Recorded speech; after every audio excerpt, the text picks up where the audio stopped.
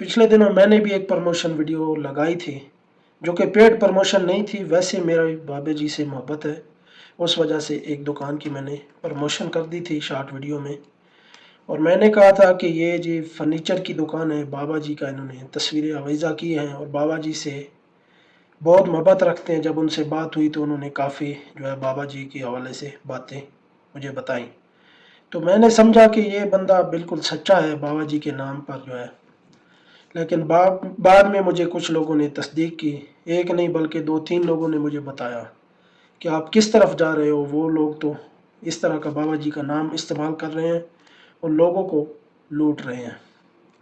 तो ये आप देखें कि इस हद तक लोग गिर चुके हैं कि बाबा जी का नाम इस्तेमाल करते हैं अपने कारोबार के लिए और फिर महंगे दामों उनको चीज़ें फ़रोख्त करते हैं।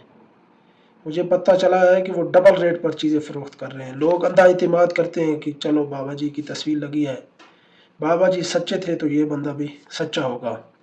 तो इस तरह का फ्रॉड जो है आजकल मार्केट में चला हुआ है। तो इसलिए बराए मेहरबानी कोई चीज़ भी लेनी है तो 2-3 दुकानों 4 दुकानों से रेट ले लें, क्योंकि लोग जो है बाबा जी का, साद भाई का, अनस भाई का, तहरीक लब्बैक का नाम इस्तेमाल करके लोगों को लूट रहे हैं।